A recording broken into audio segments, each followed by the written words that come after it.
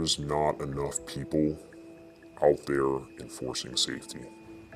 Last night, a KXAN investigation dug into safety concerns at Austin's growing airport after 2 workers died last year.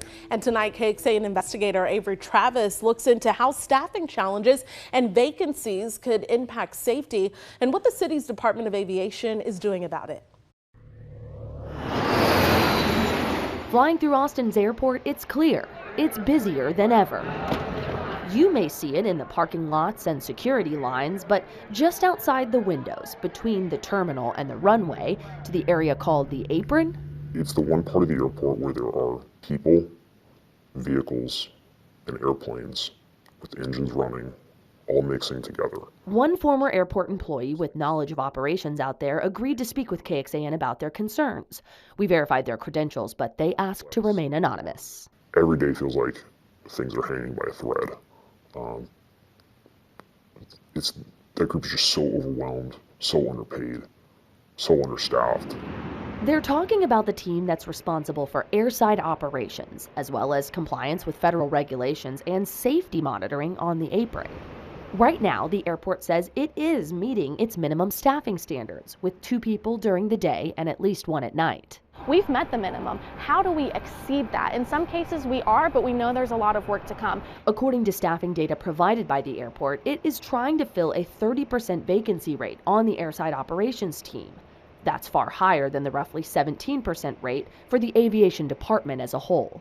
Why do you think that particular division has struggled to fill those vacancies? We have to offer them something that makes it worth leaving the airport that they're at to come join us in Austin. And the biggest thing that's been inhibiting us from doing that is not offering competitive pay. Sam Haynes with the city's aviation department says it's trying.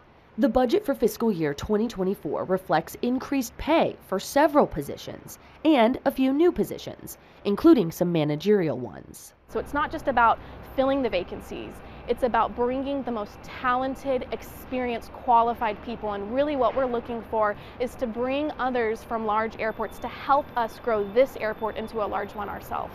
We've raised it multiple times and we've been told it was being looked at, but we haven't seen it, and we continue to see the vacancies. Still, some city leaders expressed concerns just last month following a special risk assessment report released by the city auditor's office. It noted, quote, "The increases in passenger numbers and staffing challenges have made it hard for aviation staff to effectively manage and maintain its existing assets." That report also named emergency management and safety as some of the top risks for the department, saying limited resources may result in efforts being reactive.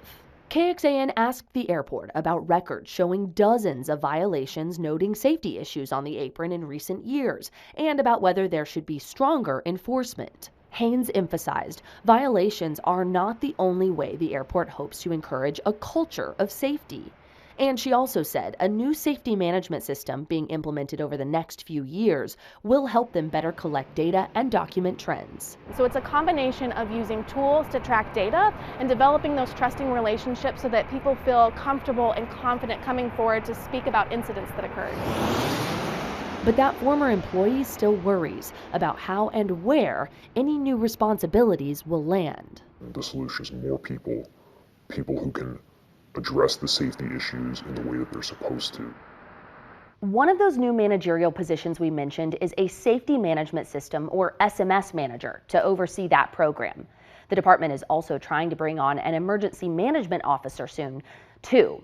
Now, as for the increased pay for certain positions, Haynes said some positions under the higher pay scales are only just now going online for applicants. They hope to see the impact of that on vacancy rates soon as well. Avery Travis, KXAN Investigates. And the risk assessment from the city that Avery mentioned also noted that staffing challenges have caused the airport to rely on third-party contractors for certain work. Now, that is the focus of a lawsuit filed by the family of a man who died after being hit by a fuel truck on the apron almost exactly a year ago. The lawsuit accuses the company who employed the fuel truck driver of negligence. Last night, we talked to this family and have the company's response. You can find that story on KXAN.com right now. Plus, how does Austin compare to other airports when it comes to safety efforts? You can find that in the investigative section of our website.